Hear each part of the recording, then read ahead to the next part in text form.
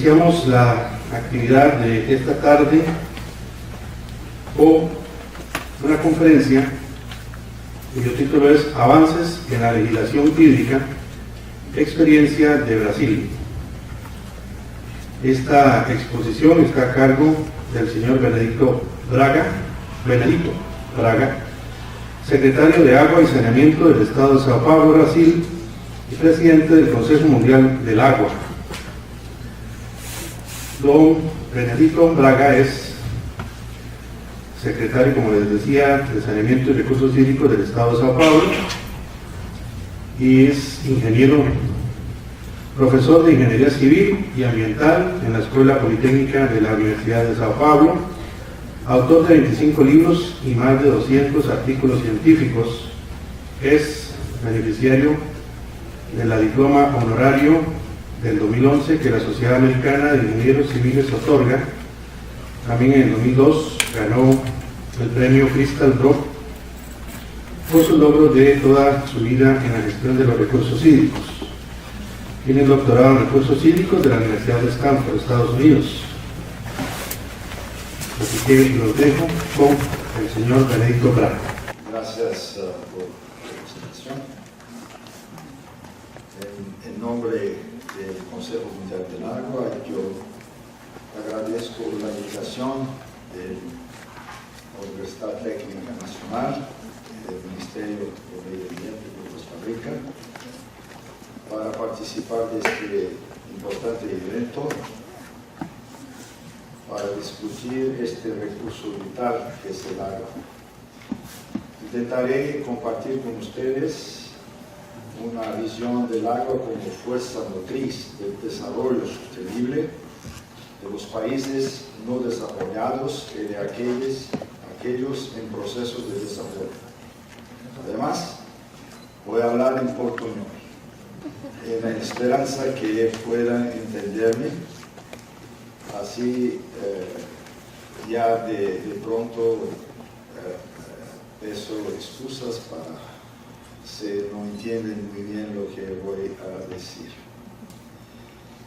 Pero voy a decir que agua es un recurso vital e insustituible. Si preguntamos a quien quiera en este planeta, incluidas las autoridades gubernamentales y la clase política, acerca de la importancia del agua en nuestra rutina diaria, la respuesta será unánime, extremadamente importante. Sin embargo, datos recientes de la Universidad de Carolina del Norte en Estados Unidos muestran que 1.8 mil millones de personas en este planeta no tienen acceso a agua potable confiable. 2.6 mil millones de personas carecen de infraestructura de saneamiento básico y las consecuencias para la salud humana son graves. 3 millones de niños mueren a cada año debido a enfermedades relacionadas con el agua. Estos datos han sido repetidos tantas veces y en tantas conferencias, simposios, congresos, que hoy no los escuchamos y no prestamos mucha atención a ellos. Ellos fueron de alguna manera internalizados en nuestro subconsciente, pero yo pienso que es llegada la hora de encontrar soluciones. Hoy me gustaría traer a esta honorable audiencia otros números. Australia y Etiopía tienen la misma variabilidad climática, mientras Etiopía tiene una capacidad de almacenamiento del agua de 45 metros cúbicos por habitante año. La Australia presenta un almacenamiento de 5.000 metros cúbicos por habitante año.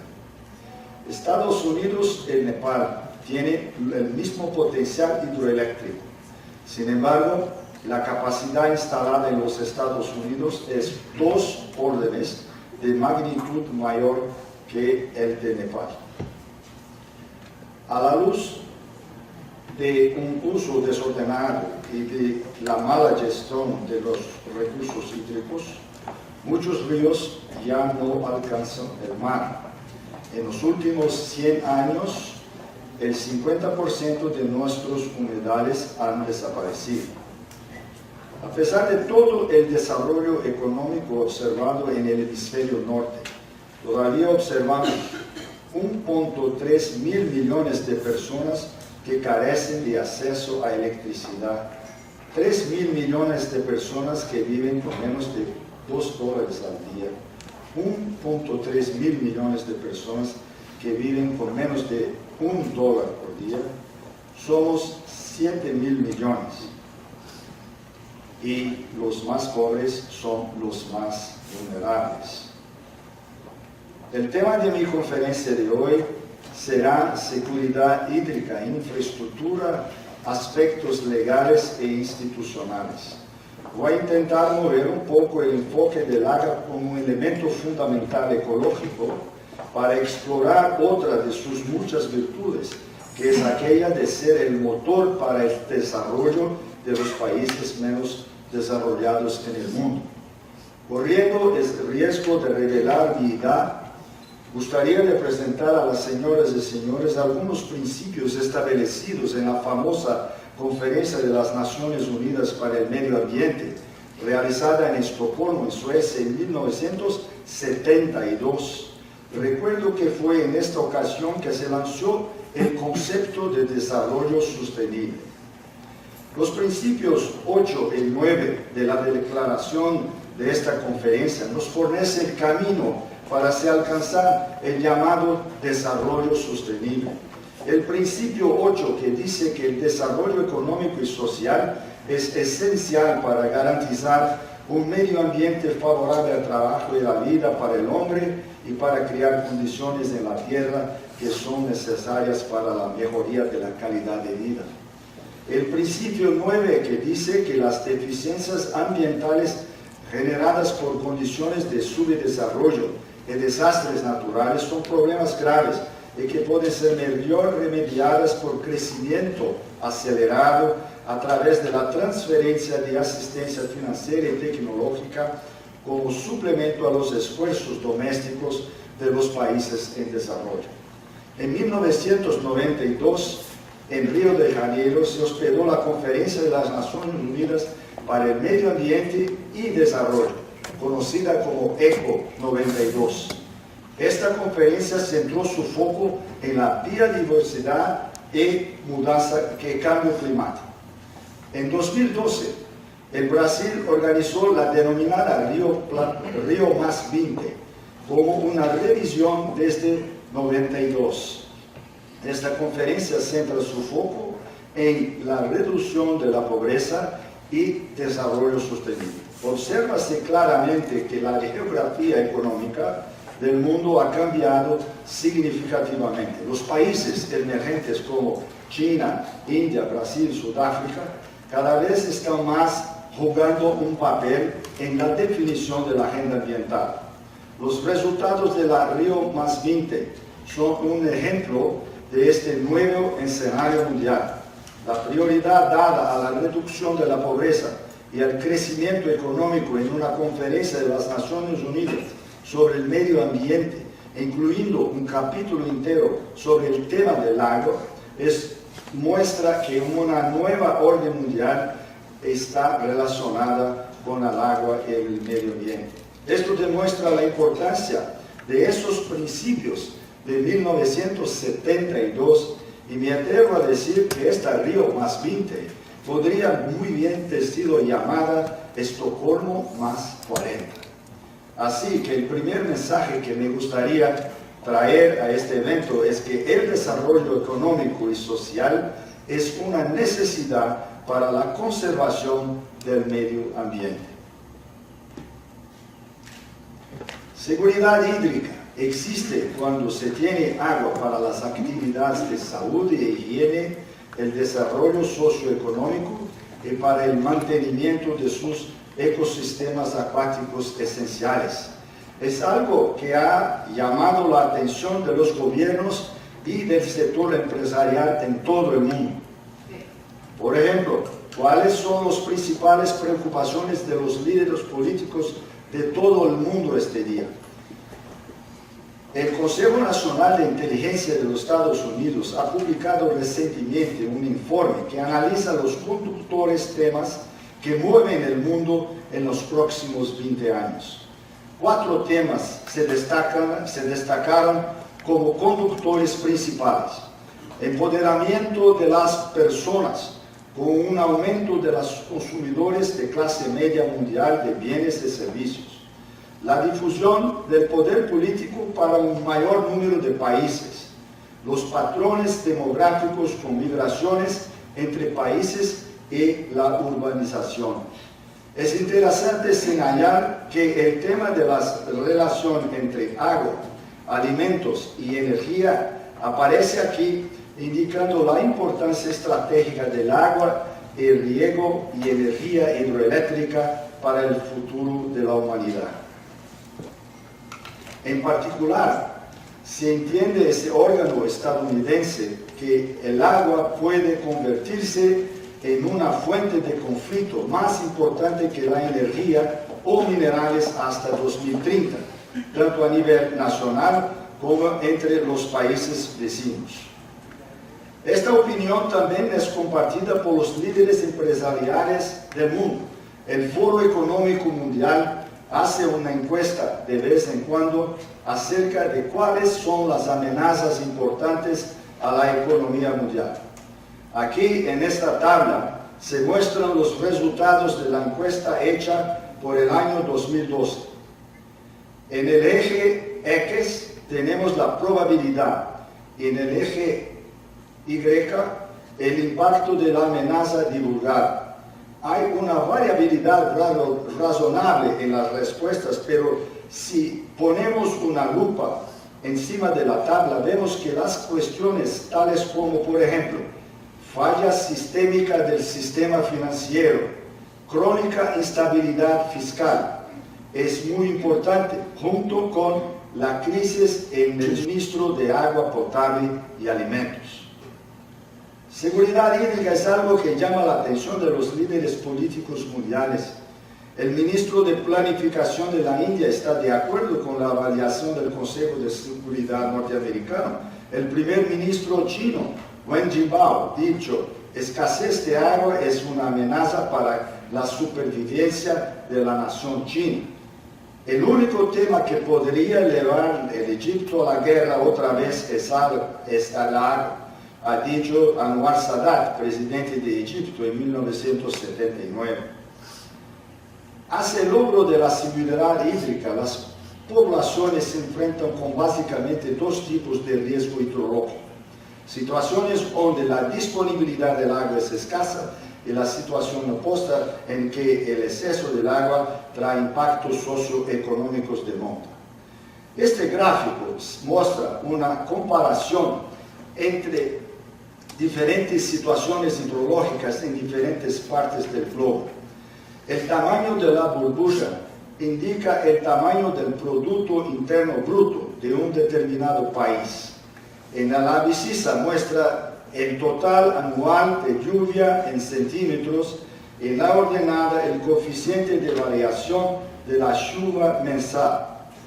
El color azul indica baja variación en el interior del año y el color rojo indica una estacionalidad importante durante el año. En los países de mayor Producto Interno Bruto, obsérvase una hidrología generosa, donde la variabilidad intraanual es pequeña y los totales precipitados moderados.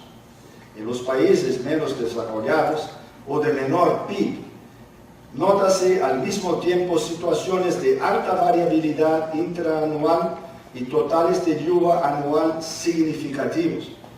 Eso caracterízase por una hidrología que podríamos llamar de maligna o perniciosa. Por lo tanto, observamos que el nivel de riesgo enfrentado por una sociedad particular afectará directamente su capacidad de desarrollo. La pregunta, por lo tanto, es: ¿qué hicieran los países hoy desarrollados para enfrentar las situaciones de hidrología generosa y maligna? Tomemos el caso de España y el Reino Unido. El Reino Unido se encuentra en zona de clima océano húmedo. En este tipo de clima, la porcentaje de runoff superficial disponible sin regulación, es decir, sin presas y embalses, es 42% de la precipitación. En sur de España, con un clima seco, subtropical sazonable, este número es unos pocos 9%. ¿Cuál fue la política adoptada por los sabios europeos en esta situación? Los españoles, en función de la alta variabilidad del clima, construyeron muchas presas y embalses, haciendo con que el almacenamiento per cápita en el país llegase a la marca de 1.500 metros cúbicos por habitante año.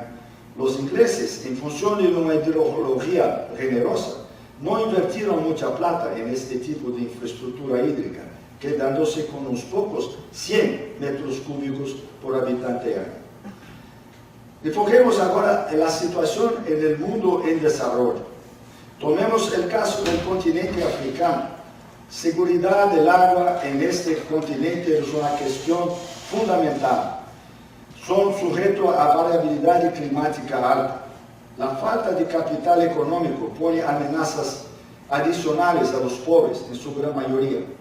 Crecimiento económico en muchos países del continente depende de la disponibilidad de la precipitación. Datos de Zimbabue y Etiopía muestran claramente la correlación entre PIB y la cantidad de precipitación. Poca lluvia, el crecimiento económico insignificante. Además, hoy en día, donde la amenaza del cambio climático traerá en el futuro un mayor impacto en el sector del agua, con periodos secos y más extensas inundaciones, la necesidad de una infraestructura adecuada es cada vez más importante. Mientras que las pérdidas debidas a desastres naturales en términos de porcentaje del PIB en los países menos desarrollados representan un valor impresionante de 14%. En las naciones desarrolladas, este número es 4 veces menor. Así, se observa un mecanismo de retroalimentación entre el riesgo y el desarrollo. El papel de la infraestructura hídrica en este mecanismo puede ser evaluado en este gráfico que voy a mostrar a seguir. Ahí vemos los estoques de infraestructura en la ordenada y el GDP, el PIB en la abscisa. Notamos una correlación perfecta. O sea, con el crecimiento económico de un país aumenta la cantidad de infraestructura hídrica, o podemos también preguntar, aumentando la cantidad de infraestructura hídrica, aumenta el crecimiento del país. A pesar de todas estas pruebas en relación al valor de la infraestructura hídrica, algunas importantes organizaciones no gubernamentales internacionales han dificultado enormemente el despliegue de estas infraestructuras. La presión de estos grupos llevó el Banco Mundial, que financiaba aproximadamente un 5% de las obras hidroeléctricas en todo el mundo a principios de los años 1990, a reducir prácticamente a cero estos financiamientos en el comienzo de 2000, cuando se lanzó con pompa y ceremonia en Londres el famoso report de la Comisión Mundial de Presas. Afortunadamente, hoy día, la perspectiva es más optimista, sobre la base de una participación más intensa de los países emergentes en su junta. El Banco Mundial ha cambiado radicalmente su posición en relación con el tema de financiación de infraestructura hidráulica. En esta diapositiva podemos observar, después de la emisión del documento del banco, la estrategia mudó completamente y observamos aquí que el banco vuelve a investir en infraestructura hídrica. Los países emergentes han tenido un papel clave en el financiamiento de nuevas obras hidráulicas. A pesar de los esfuerzos del Banco Mundial para financiar infraestructura, el nivel alcanzado, aunque es muy pequeño en comparación con el promovido por los chinos. Mientras que el Banco Mundial financia 5 presas, los chinos están financiando más de 300 presas, principalmente en el continente africano.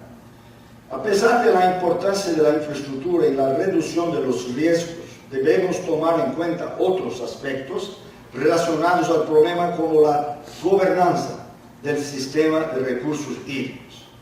Infraestructura, por supuesto, no es la panacea. Una vez que la infraestructura se desarrolló, es necesario administrarla adecuadamente. Esto implica sólidas instituciones públicas de gestión de recursos hídricos, participación de los usuarios en la toma de decisiones, planificación de corto, mediano y largo plazo a nivel de cuenca hidrográfica, un sistema de concesión y control de utilización del agua eficiente y eficaz, administración a través del uso de instrumentos económicos. Quien usa el agua paga y quien la contamina también paga. Bueno, ahora voy a cambiar meu chapéu. Sombrero. ¿Cómo pude olvidar de sombrero? Tan cerca de México. Ok, entonces voy a cambiar mi sombrero para el sombrero del secretario de Recursos Hídricos de São Paulo y del director de la Agencia Nacional de Agua, que fue por 9 años lá en Brasil, para tratar con ustedes del tema de los aspectos legales, que hay una perspectiva de esta reunión de discutir el tema de la ley de aguas de Costa Rica. Entonces yo tal vez pueda traer alguna colaboración con ustedes. Bueno, solamente para aquellos que no son familiares con Brasil, es una república federal con 26 estados, un distrito federal, es 5.561 municipios o cantones, que son parte de la federación. Esto es muy importante. Y también para que sepan que la agua que hay en Brasil está toda en la Amazonía, donde tenemos 70% del agua, es 7% de la población, mientras que en el nordeste de Brasil tenemos 3% del agua y 30% de la población, y en el sur-sudeste tenemos problemas muy serios de contaminación, y en el centro-oeste una nueva frontera agrícola donde tenemos 16% del agua del país. Y ahí son las principales cuencas hidrográficas de Brasil. Y pueden ustedes observar que el problema del agua se concentra principalmente en el nordeste, donde la disponibilidad hídrica es muy baja, y también es importante observar que no hay una coincidencia entre los estados, los límites políticos de los estados y las cuencas hidrográficas. Bueno, ¿qué pasó en Brasil? La primera legislación brasilera de aguas, el Código de Aguas de 1934.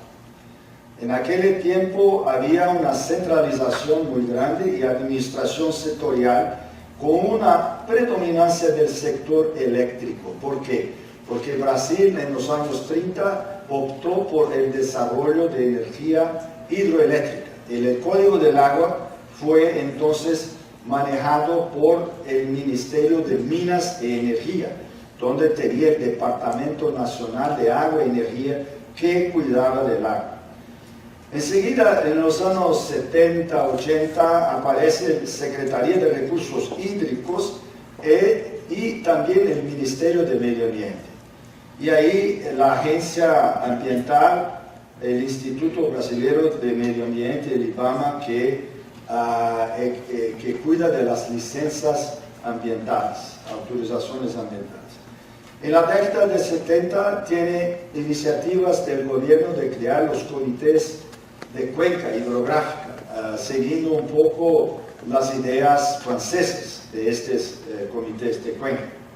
En la década de 80, la sociedad civil organizada, liderada por la Asociación Brasileña de Recursos Hídricos, emite la Carta de Salvador, donde llama la sociedad y el gobierno para que se críe un sistema nacional de gerenciamiento, de gestión de recursos hídricos. Entonces, en 87, como resultado de estas iniciativas, el Estado de São Paulo promulga la primera ley moderna de aguas de Brasil en 1991, la ley 7663. Y ahí, en final de la década de 80, en función de la actuación de la sociedad civil organizada, se lleva a incluir en la revisión de la Constitución de la Nación, en esta revisión, a inclusión de un artículo para incluir la institución de un sistema nacional de gestión de recursos hídricos y definir criterios de otorgamiento de derechos de uso del agua. Entonces, estos fueron puntos extremadamente importantes, y ahí tenemos una situación mucho especial en Brasil, que hay ríos que son federales y hay ríos que son estaduales. Y los ríos federales son manejados por la Unión, la Agencia Nacional del Agua, y los ríos estaduales por los organismos estaduales gestores del agua. Entonces ahí ya pueden imaginar que no es muy simple gerenciar agua en Brasil. Bueno, la ley 9433 de 97, por lo tanto, llevó un largo tiempo para que pudiéramos tener esta ley promulgada. La ley, la base de la ley estaba pronta en 87. Llevó 10 años para que fuera promulgada. ¿Por qué?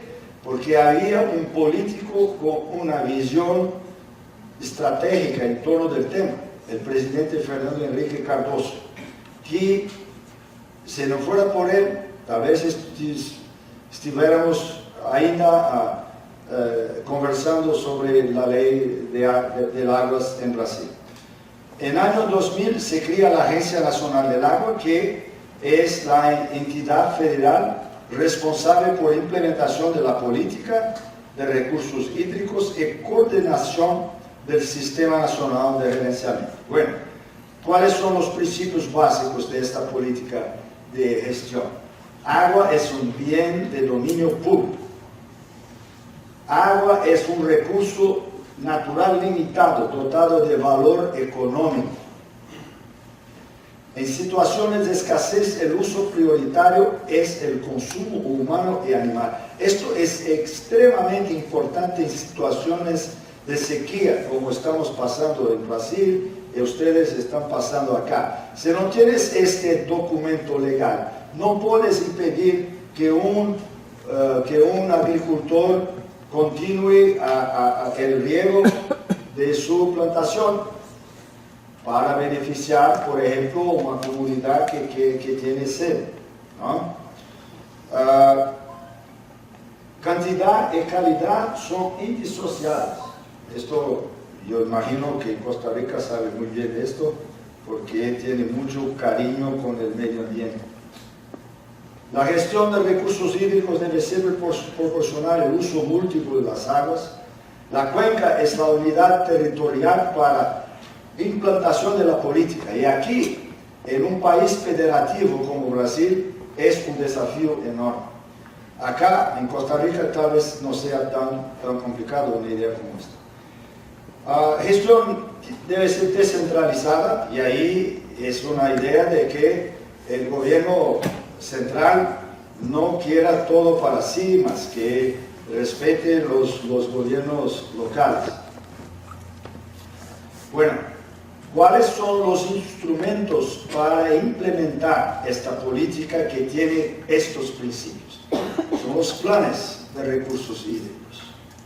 La clasificación de los cuerpos de agua en relación a los usos que se hacen, porque para diferentes usos, diferentes calidades son esperadas. Otorgamiento de derechos de uso, incluso lo vertido de efluentes, y cobro por el uso de los recursos hídricos. Y un sistema de información sobre recursos hídricos. Sistema de información no es una red de monitoreo, es mucho más que esto. Tienes que tener en el sistema de información todo, la disponibilidad y también las necesidades, la demanda, disponibilidad y demanda. Bueno, aquí está cómo se organiza el sistema nacional. Hay un nivel nacional con el Consejo Nacional de Recursos Hídricos, el Ministerio de Medio Ambiente, la ANA y la Secretaría de Recursos Hídricos. A nivel estatal se replica esta organización y a nivel de cuencas tenemos los comités de cuenca y las agencias de cuenca que son el brazo operativo del comité de cuenca. Aquí es el estado de São Paulo, donde voy a mostrar que tenemos ahí la división en 21 unidades de administración de recursos hídricos por cuenca hidrográfica, una población de 41 millones de personas, 98% urbana, un Producto Interno Bruto de 415 mil millones de dólares. Es el estado más desarrollado del país y nuestra política de recursos hídricos se basa fundamentalmente en estos mecanismos de implementación, que es el plan, un sistema de gestión y un fondo financiero. Es mucho importante que tengas también la condición financiera para que el sistema pueda funcionar. Este fondo, que es el FEHIDRO, tiene recursos del Tesoro de Estado, transferencias del gobierno federal, la compensación financiera del sector eléctrico, que voy a mostrar enseguida, el cobro por uso del agua, empréstamos internacionales y resultados de operaciones de crédito. Pero aquí está, en Brasil, cualquier hidroeléctrica tiene que dedicar parte de la receta de generación de energía hidroeléctrica, 6% es entregue a los estados y a algunos puntos de ministerios federales. Y para el estado de São Paulo, el estado de São Paulo es el único que usa esta compensación que el sector eléctrico paga a los estados y municipios en el sistema de gestión de recursos hídricos. Son aproximadamente 18 millones de dólares que todo año es aplicado en proyectos de recursos hídricos. Hoy tenemos también un fondo para agricultura y pecuaria que se vale de estos 18 millones de dólares por año. Muy bien. Ok, Con esto yo espero que tenga sido posible. En la segunda parte el castellano peoró, porque en la primera yo tenía todo escrito en español de verdad y ahora no es. Empiezo excusas por esta situación. Pero gustaría también de decir que el Consejo Mundial del Agua es una organización que entiende traer los técnicos, los académicos más cerca de los tomadores de decisión, la clase política. Esta organización que tengo el honor de presidir organiza a cada 3 años un gran foro mundial del agua, y el próximo será en Brasil, en la ciudad de Brasilia.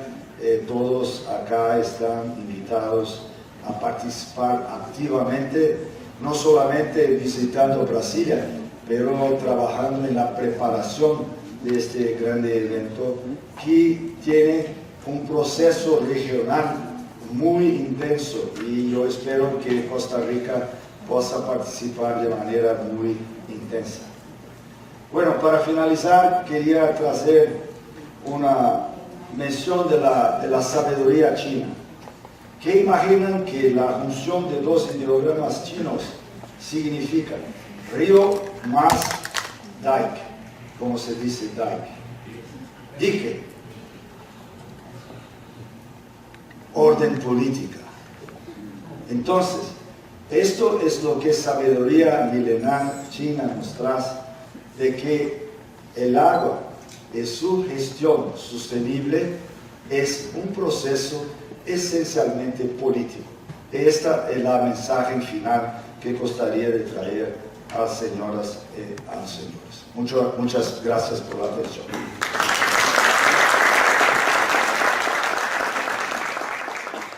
Vamos a entregarle un certificado y un obsequio al señor Benedito Braga. Llamo al compañero Andrés Araya del Programa de Gestión Ambiental.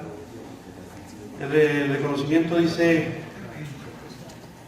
Universidad Técnica Nacional, Ministerio del Ambiente y Energía extienden el presente reconocimiento a Benedito Braga por su valiosa colaboración como conferencista en el Foro Desafíos y Oportunidades del Agua ante el Cambio Climático, sin una legislación hídrica para atenderlos, a la cual 30 de julio de 2015 firma Marcelo Prieto, rector de la UTN, Edgar Gutiérrez Espeleta, ministro de Ambiente y Energía.